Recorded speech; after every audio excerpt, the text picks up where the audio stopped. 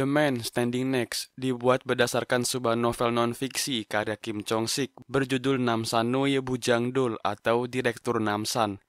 Namsan merupakan metonim untuk KCIA atau Badan Intelijen Pusat Korea Selatan yang markasnya berada di kawasan Namsan. Novel yang diangkat dari kisah nyata ini terbit bersambung di surat kabar Dedong A Ilbo pada tahun 1990 sampai 1992.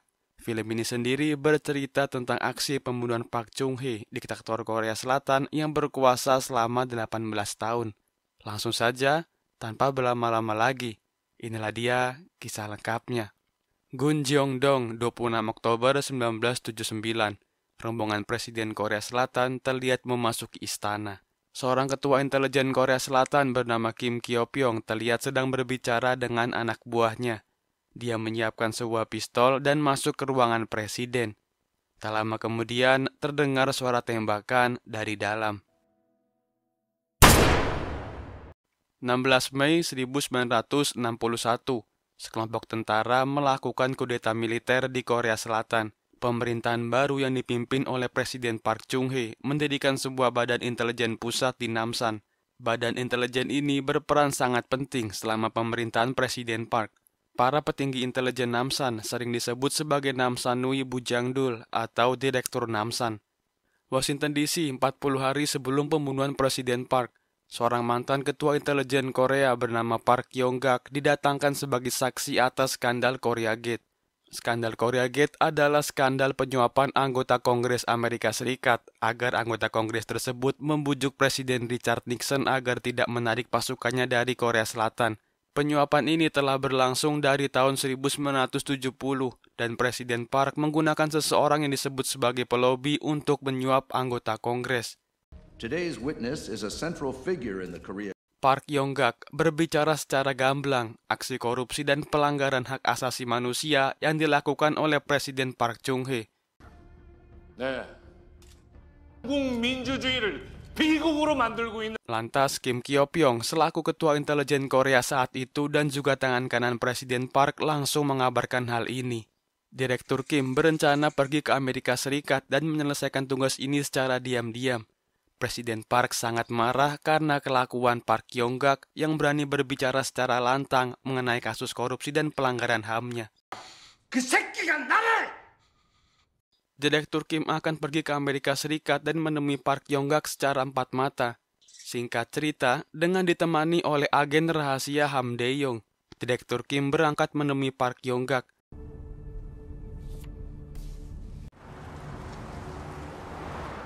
Direktur Park yang sedang menjalani terapi akupuntur dikagetkan dengan suara langkah kaki. Dia bersiap mengambil pistol, tapi untungnya dia tidak menembak Kim. Direktur Kim meminta Park untuk segera menyerahkan memoir yang dia baca sewaktu sidang di Washington DC kemarin. Kim mengancam akan membunuh Park jika tidak memberikan memoir itu. Kim memberi waktu sampai siang nanti untuk berpikir mengenai nasibnya. Setelah menemui Park, Direktur Kim Kyo-pyong langsung mengatur pertemuan dengan Deborah Shim. Deborah Shim sejatinya adalah pelajar di Amerika Serikat sebelum ditawari menjadi pelobi. Tapi setelah skandal ini terbongkar, pemerintah Korea Selatan seakan tidak mau membantu. Direktur Kim menyodorkan segepok uang dan menyerahkan Park Yong-gak untuk diawasi. 이제부터 박 부장은 심 여사가 책임지면 아무 데도 못 갑니다. Sore harinya sesuai janji, Park Yong-gak menemui Kim dan menyerahkan memoarnya. Park bercerita kalau sebenarnya Presiden memiliki badan intelijen rahasia selain KCIA. Badan intelijen itu bernama IAGO. IAGO bertugas menutupi semua aliran dana korupsi Presiden Park yang dia simpan di Bank Swiss.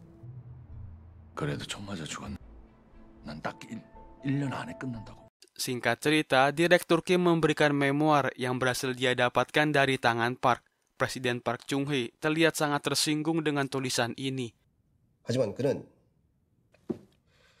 박수는 그 새끼는 뭐래? Di sini terlihat kedekatan Kim dan Presiden Park. Mereka berdua melanjutkan makan malam sambil mengobrol dan minum-minum. 36년 대장이었잖아. 응? 네. Keesokan harinya, istana presiden dibuat geger dengan ditemukannya alat penyadap di meja Presiden Park. CIA 다 확인했어. 이 집무실이랑 다. Amerika Serikat dituduh bertanggung jawab atas kasus penyadapan ini. Sepulangnya dari kedutaan Amerika Serikat, mobil Kim berpapasan dengan tank. Asistennya berkata kalau ini adalah suruhan Kwak Sang-cheon, si ketua Pas Pampres. Bukan hanya itu, Kwak Sang-cheon juga semakin disukai oleh Presiden Park karena tindakan-tindakan preventifnya menghalau para demonstran Korea Selatan menggunakan pendekatan militer. Direktur Kim langsung mengajukan protes dan mengancam Sang-cheon untuk tidak menggunakan tank kecuali Korea Utara menyerang. Sang-cheon balik mengancam dengan pistol dan berdalih kalau tindakan itu dia lakukan demi keamanan presiden. 자기가 할 일을 정확히 몰라? 그거 써 있잖아. 각하가 국가야. Karena memiliki perbedaan pendapat, akhirnya mereka berdua saling baku hantam sebelum dilerai oleh anggota lain. 야, 저 새끼 좀 군법 재판 넘겨. Di sisi lain, seorang profesor bernama Im sedang mempersiapkan beberapa kaset rekaman penyadapan. 뉴욕타임스 기자가 지금 Lalu rekaman itu ditukar oleh seseorang dengan memoir milik Park Yong-gak.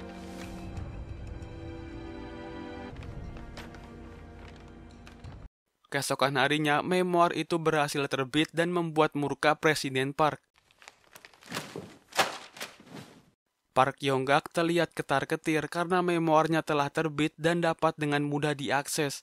Nyawanya di Amerika Serikat menjadi terancam karena orang suruhan Presiden Park dapat kapan saja membunuhnya. 그 백날 읽어봤자 나오는 세상의 비밀. Kembali ke kota Seoul, Direktur Kim berhasil menangkap Profesor Im. Profesor Im adalah seorang ahli penyadapan lulusan Amerika Serikat. Dia juga pernah menyadap Park Yong-gak sewaktu di Washington. Profesor Im disuruh oleh orang intelijen bernama James Yo untuk menyadap Park Yong-gak. Bukan hanya itu, dia juga diperintahkan menyadap Direktur Kim. 김 부장님 도청을 의뢰했습니다. 제임스 류라는 중정 사람이 Kim heran kenapa James Yo nekat menyadap dirinya. Tapi belakangan diketahui, James Yo merupakan mantan ajudan ketua Pas Pampres Kwak Sang-cheon. Itu berarti, Kwak Sang-cheon lah yang berada di balik terbitnya memoir Park Yong-gak. Direktur Kim langsung menyuruh Ham Dae-yong untuk terbang ke Paris melakukan investigasi lebih lanjut terhadap James Yo. Ham Dae-yong melakukan pekerjaannya dengan mulus dan memotret kebersamaan James dengan Duta Besar Korea Selatan untuk Prancis. Di sisi lain, Kwak Sang-cheon mencoba menghasut Presiden Park untuk melenyapkan Park Yong-gak. Presiden Park nampak semakin dekat dengan Kwak Sang-cheon dan mulai menjauhi Kim. 2 Oktober 1979, sebuah acara makan malam digelar untuk menyambut kunjungan Ketua Dewan Perwakilan Rakyat Amerika Serikat. Di sana juga terdapat Deborah yang bersama dengan rombongan dari Amerika Serikat. Deborah dan Park Yong-gak memiliki rencana membunuh Presiden Park. 거기 집중이야. 어쩜 Tapi dia masih memikirkan waktu dan orang yang pas untuk melakukan eksekusi ini. Kim hanya bisa duduk di atas sembari memikirkan rencana dari Deborah. Keesokan harinya, Kim mendapat kabar kalau Duta Besar Yon mengundang Park Yong-gak ke Paris. Nama mantan Perdana Menteri Korea Selatan yaitu Hwang In-chol juga disebut dalam percakapan ini. 유동훈이가 윤다사랑 무슨 Melalui proses investigasinya, Ham Dae-yong menyimpulkan kalau Kwak Sang-cheon berada di balik James Yo. 4 Oktober 1979, Park Yong-gak memenuhi undangan dari Duta Besar Yon. 청와대 아침 조회도 못 들어오고 있다네. Kim mendapat kabar dari Ham Dae-yong kalau James Yo membeli senjata dari orang Israel. Dugaan Kim selama ini benar. Kwak Sang-cheon berencana melenyapkan Park Yong-gak. 어떡할까요? Tiba-tiba saja Presiden Park masuk ke ruangan Kim dan mengajaknya minum. 임자, 예, 각하. Keesokan harinya, Ham Dae-yong menelpon Kim guna mengabarkan kalau dirinya sudah bertemu dengan 3 pembunuh bayaran asal Aljazair. Kim berencana membunuh Park Yong-gak terlebih dahulu sebelum Kwak Sang-cheon. 7 Oktober 1979 menjadi hari eksekusi. Deborah Sim diberi tugas untuk memancing Park keluar dari kasino. 아니 그럼 진작 만나서 박 부장이 원하는 대로 하겠다고 전화를 하면 Di saat yang bersamaan, Kim Gyo-pyong berada di sisi presiden yang sedang melihat pertunjukan teater. Di sisi lain, pembunuh bayaran suruhan Kwak Sang-cheon juga beraksi malam itu. Rencananya, Duta Besar Yeon akan membawa Park masuk ke kamar hotel nomor 407 dan langsung dihabisi di sana. 황청미 체크인했는지. Tak lama kemudian, datanglah Deborah dan mulai merayu Park untuk keluar. 김 부장이 기다려보래. 근데 불란서까지는 어쩐 일이야? Tak butuh waktu lama, Deborah berhasil mengajak Park keluar. Kwak Sang-cheon yang sedang menonton pertunjukan bersama presiden mendapat kabar kalau Park sudah menghilang. Ketika Park sudah berada di dalam mobil, dua orang suruhan Kim mulai menyekapnya.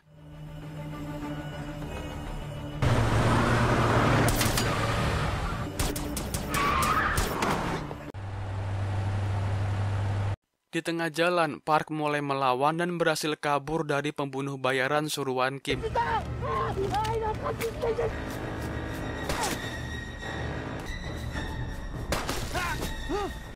Tapi di saat memasuki kota, tiba-tiba saja Ham Dae-yong muncul dan menembak Park di tempat.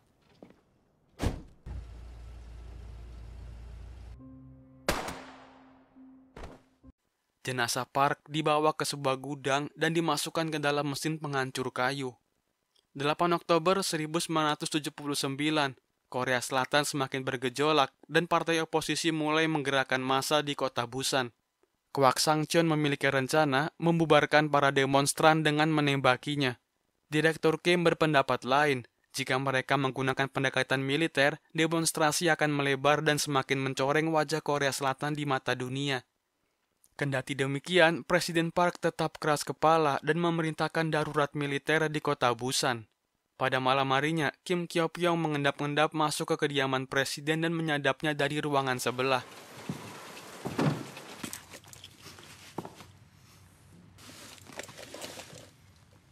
Dalam percakapan itu, mereka berdua sedang mempersiapkan aksi penangkapan semua oposisi termasuk Kim Kyo-pyong. 비상계엄이 지금 있습니다. 방송까지 불태웠답니다. Di kantornya, Kim kembali mendengar rekaman penyadapan untuk memastikan kalau itu adalah suara Presiden Park.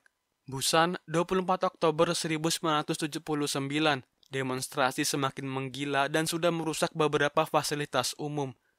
Dari dalam helikopter, Kim mulai berencana mengakhiri kediktatoran Park selama 18 tahun dengan membunuhnya terlebih dahulu. Kondisi Busan yang semakin panas membuat Presiden Park mengumpulkan orang-orang kepercayaannya kembali. Direktur Kim kembali menekan presiden untuk membiarkan partai oposisi masuk ke dalam Kongres Korea Selatan dan mencabut status darurat militer di Busan. Tapi Presiden Park tetap kukuh dan malah memberi izin menembaki para demonstran di Busan. Hal itu membuat Kim semakin marah serta membulatkan tekadnya untuk membunuh Presiden Park.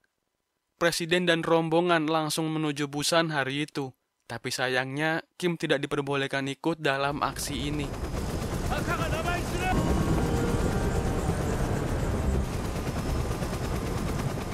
Beberapa saat kemudian, Kim diminta hadir oleh presiden sendiri ke Rumah Biru atau Istana Presiden Korea nanti malam. Kim menyuruh asistennya untuk menghubungi Kepala Staf Angkatan Darat Korea Selatan. 안중근 의사 동상 제막식은 Singkat cerita, pada malam harinya, Direktur Kim memenuhi undangan Presiden Park dan tiba di istana. Mereka mulai masuk istana dan sudah disambut dengan hidangan makan malam. 김 부장, Sembari menikmati minuman, mereka terlihat mengobrol dan bercanda seperti biasa. Di sisi lain, staf Angkatan Darat Korea Selatan juga hadir malam itu dan langsung disuruh makan di tempat yang sudah disediakan. Direktur Kim membuka berangkas dan mengambil sebuah pistol beserta amunisinya. Rencana Kim sudah bulat, yaitu membunuh Presiden Park di tempat tinggalnya sendiri. Dia berbicara kepada anak buahnya untuk bersiap jika terjadi baku tembak dengan pasukan pengawal presiden. Begitu Presiden Park dieksekusi, Kepala Staf Angkatan Darat akan dibawa ke Namsan untuk mengendalikan tentara. Singkat cerita, Direktur Kim kembali masuk dan melanjutkan obrolan.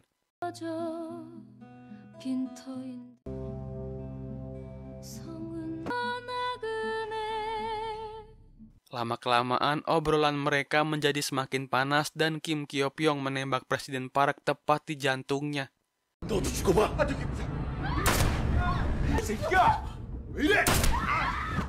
Ketegangan juga terjadi di bawah. Pasukan pengawal presiden terlibat baku tembak dengan anak buah Kim.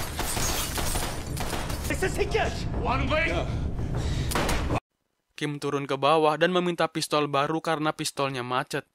Kwak Sang Cheon juga ikut menjadi korban puncak amarah dari Kim.